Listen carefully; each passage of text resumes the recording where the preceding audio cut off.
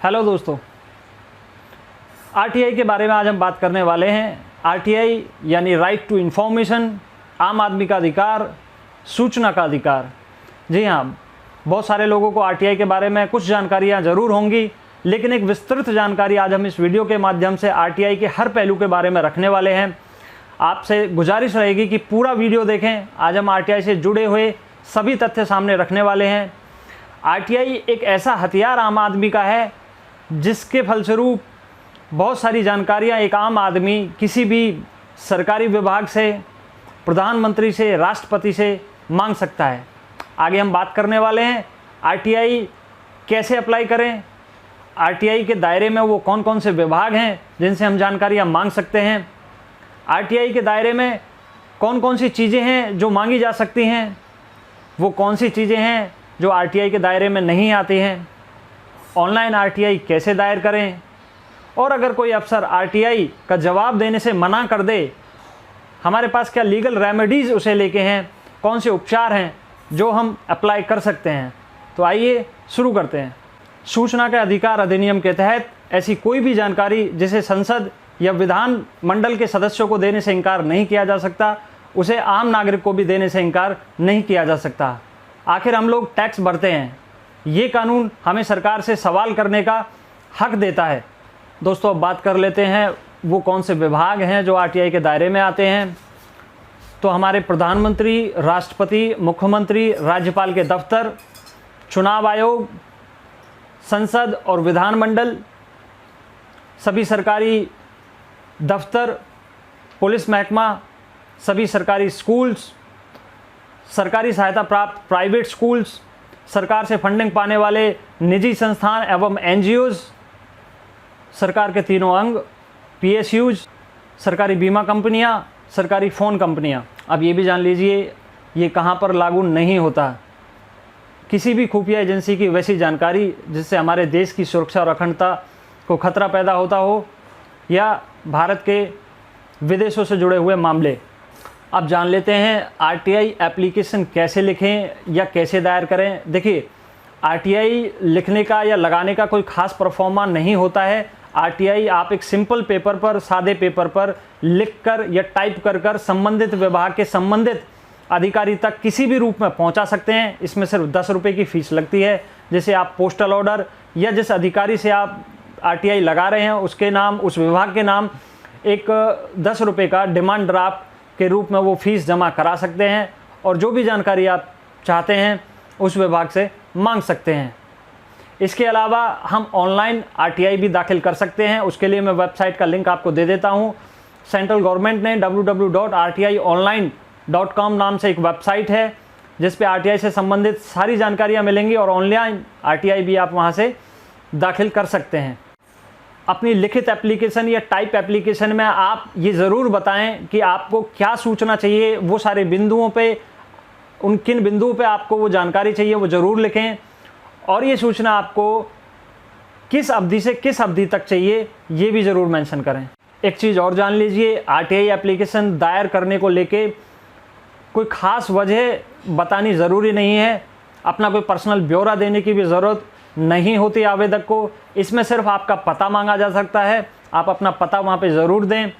आपका mobile number भी नहीं मांगा जा सकता, लेकिन एक तौर पे ये अच्छा ही है, अगर आप अपना मोबाइल नंबर देते हैं तो संबंधित अधिकारी आपको कॉल कर सकता है और ये आपके लिए अच्छा होगा। दोस्तों, अब ये जान लेते हैं कि आरटीआई की ज़रूरत क्यों है, या आरटीआई के तहत किस तरह की सूचनाएँ हम संबंधित विभाग से मांग सकते हैं या हमें मांगनी चाहिए। देखिए, अगर आपको लगता है बहुत सारी चीज़ें होती हैं, आप जहाँ रहते हैं वहाँ पे अक्सर गंदगी हो, आपके आसपास बहुत ज़्यादा जलभराव हो, सड़कें ख़राब हालत में हो, सरकारी स्कूलों में आपके टीचर्स उपलब्ध ना रहते हों, या सरकारी अस्पतालों या हेल्थ सेंटर्स पे दवाइयों की कमी हो, या और भी कोई ऐसी चीज़ जो आपके आसपास घटित हो रही है, आप संबंधित विभाग से एक आरटीआई दायर करके एप्लीकेशन लगा के उससे जुड़ी हुई सारी जानकारियां आप मांग सकते हैं। अब ये जान लेते हैं कि आरटीआई कौन दाखिल नहीं कर सकता। जी हाँ, आरटीआई का फ़ायदा सिर्फ आम भारतीय नागरिक उठा सकता है। इसमें किसी भी एनजीओ, यूनियन या कंपनी वगैरह को जानकारी देने का प्रावधान नहीं है। हाँ, अगर उस निगम, यूनियन या कंपनी या एनजीओ का कोई भी सदस्य अपने नाम से आरटीआई दाखिल करता है तो उसको सूचना दे दी जाएगी। अब जानिए, आपने किसी विभाग में आरटीआई दायर किया और जो जानकारी आपको चाहिए थी वो आपको नहीं मिल पा रही है, या संबंधित अधिकारी देने से मना कर देता है, या फिर टाइम ओवर होने के बावजूद, जैसा मैंने बताया 30 दिन की अवधि होती है, उसके अंदर ये जानकारी संबंधित विभाग को आप तक पहुंचानी होती है। अगर वो नहीं मिल पा रही है तो क्या करें, या देरी होने पर क्या कार्रवाई होती है, वो जानना बहुत ज़रूरी है। आमतौर पर सूचना के अधिकार के तहत 30 दिन में जानकारी मुहैया करा दी जाती है, लेकिन अगर अधिकारी ऐसा नहीं कर पाया है तो उस पर कार्रवाई हो सकती है, उस पर जुर्माना लगाया जा सकता है। इस जुर्माने का जो वैल्यू है वो 250 रुपये रोज़ाना के हिसाब से 30,000 रुपये तक के जुर्माना उस अधिकारी पर लगाया जा सकता है। इसके अलावा उसके खिलाफ अपील भी की जा सकती है। आपने कोई आरटीआई लगाई है और उस पर आपको जानकारी नहीं मिली है तो आप आगे अपील कर सकते हैं। गलत या गुमराह करने वाली सूचना देने या जानबूझकर आपका एप्लीकेशन रिजेक्ट करने को लेके भी अधिकारी के खिलाफ कार्रवाई का प्रावधान है। जैसा मैंने कहा, अपील हो सकती है। प्रथम अपीली अधिकारी जिस विभाग में, जिस संबंधित अधिकारी को आपने आरटीआई दिया है, उसके खिलाफ वहीं पे उसी विभाग में एक उसका सीनियर होता है जिसे आप अपील के तौर पर उस आरटीआई का कॉपी लगा सकते हैं और उन तक पहुंचा सकते हैं। इस बार आपको कोई फीस नहीं देनी होती है। एक चीज़ और जान लीजिए, अगर मांगी गई जानकारी किसी नागरिक के जीवन या उसकी सुरक्षा से जुड़ी हुई है तो 48 घंटों के अंदर जानकारी देने का प्रावधान है। वहीं अगर थर्ड पार्टी यानी प्राइवेट कंपनीज से जुड़ी हुई कोई जानकारी मांगी गई है तो ऐसे में 45 दिन का अवधि है जानकारी मुहैया कराने को लेके। ये भी जान लीजिए कि किस किस फॉर्म में आपको मांगी हुई जानकारी प्रोवाइड की जाएगी। देखिए, आपको मांगी गई आपकी जानकारी किसी वीडियो टेप, किसी रिकॉर्डिंग्स या इलेक्ट्रॉनिक मीडिया के माध्यम से या फिर प्रिंट आउट के माध्यम से भी दी जा सकती है, बशर्ते उस प्रकार की जानकारी उस विभाग में अवेलेबल हो। इसके अलावा कब तक की जानकारी मांगी जा सकती है? Retention period. रिटेंशन पीरियड होता है दोस्तों वो समय अवधि जब तक का रिकॉर्ड सरकारी विभाग रखता है या रखने का प्रावधान है। अगर रिटेंशन पीरियड के अवधि तक की ही जानकारी आपने मांगी है तो जानकारी आपको ज़रूर मिलेगी। जैसा मैंने पहले बताया कि जानकारी प्रोवाइड कराने की जो समय अवधि है वो 30 दिन है। अगर किसी की जान से, जीवन से या सुरक्षा से जुड़ी हुई कोई जानकारी है तो वो 48 घंटे में देनी होती है। अब सवाल ये उठता है कि ये जो 30 दिन की अवधि है इसकी गणना कब से शुरू हो। देखिए दोस्तों, जिस दिन या जिस वक्त पर आपने वो 10 रुपये की जो फीस है पोस्टल ऑर्डर के थ्रू या डीडी के थ्रू जमा करा दी है, वो गणना तभी से शुरू हो जाती है। ये भी जान लीजिए कि आरटीआई एप्लीकेशन किसके नाम दायर कर सकते हैं। देखिए, आपकी मांगी हुई जानकारी अगर केंद्र सरकार से जुड़ी हुई है या उसके किसी विभाग से जुड़ी हुई है या फिर राज्य सरकार के किसी विभाग से जुड़ी हुई है तो आप उस विभाग के नाम आरटीआई लिखेंगे। लेकिन हर विभाग में एक जन सूचना अधिकारी होता है या फिर लोक सूचना अधिकारी होता है, आप उसके नाम, उस अधिकारी के नाम ही आरटीआई एप्लीकेशन लिखते हैं। एग्जाम्पल के तौर पर जिला स्तर पर या राज्य स्तर पर कोई विभाग है, मान लीजिए नगर निगम से आप कोई जानकारी मांग रहे हैं तो नगर निगम फरीदाबाद, नगर निगम दिल्ली, नगर निगम पलवल सेवा में जन सूचना अधिकारी, नगर निगम पलवल। सब्जेक्ट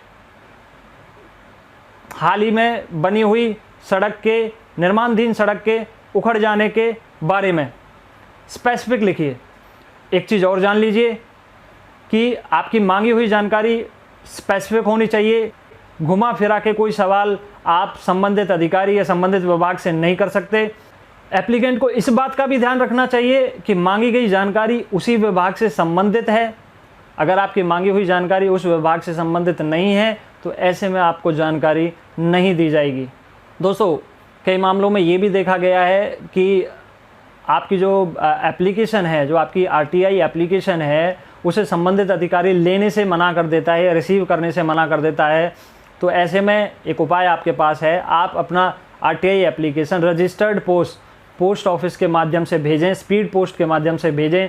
ऐसे में आपके पास उसका एक प्रूफ भी होगा, एक रिसीविंग भी होगी और ऐसे में संबंधित अधिकारी आपकी एप्लीकेशन लेने से भी मना नहीं कर सकता। तो इस बात का खास ध्यान रखें। अटैच करके देना होगा, उनसे किसी भी तरह की फ़ीस नहीं मांगी जाती। देखिए दोस्तों, गरीबी रेखा के नीचे आने वाली जो कैटेगरी है हमारी, उसको किसी भी प्रकार की फ़ीस, ये जो 10 रुपये की फ़ीस मैं बता रहा था, ये भी नहीं देनी होती। उनको सिर्फ अगर वो बीपीएल परिवार से हैं तो उन्हें उस बीपीएल का एक सर्टिफिकेट अपनी आरटीआई एप्लीकेशन के साथ, अगर जन सूचना अधिकारी आपको 30 दिन के अंदर आपकी मांगी हुई जानकारी उपलब्ध नहीं करा पाता है और समय सीमा गुजरने के बाद डॉक्यूमेंट्स के नाम पर आपसे कुछ अतिरिक्त धनराशि की मांग करता है, तो वो गलत है। ऐसे में प्रावधान ये है कि उसको वो सारी जानकारी आपसे बिना पैसों की डिमांड किए हुए मुहैया करानी पड़ेगी। सेंट्रल इंफॉर्मेशन कमीशन को रिपोर्ट कर सकते हैं। दोस्तों, जैसा मैंने बताया कि अगर आपको आपकी आरटीआई का जवाब 30 दिन के अंदर नहीं मिल सकता है, तो पहली अपील तो आप संबंधित विभाग के ही प्रथम अपीली अधिकारी, जो जन सूचना अधिकारी का सीनियर होता है, उसको कर सकते हैं।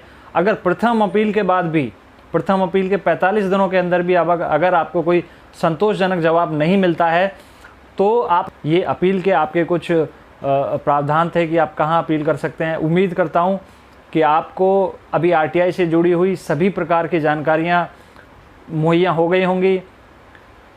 अगर आपको लगता है कि वीडियो से कुछ भी आपको जानने को मिला है, या अगर आपको वीडियो अच्छा लगा है, तो एक बार सभी लोग चैनल को सब्सक्राइब कर दें, शेयर कर दें अपने फ्रेंड सर्कल्स के साथ। और भी अधिक जानकारी के लिए मैं नीचे लिंक दे देता हूँ। बाकी उम्मीद करता हूँ कि सारी जानकारियाँ वीडियो के माध्यम से हमने दे दी हैं। फिर भी अगर कुछ है तो उसका लिंक के थ्रू आप लोग जा सकते हैं। Thank you.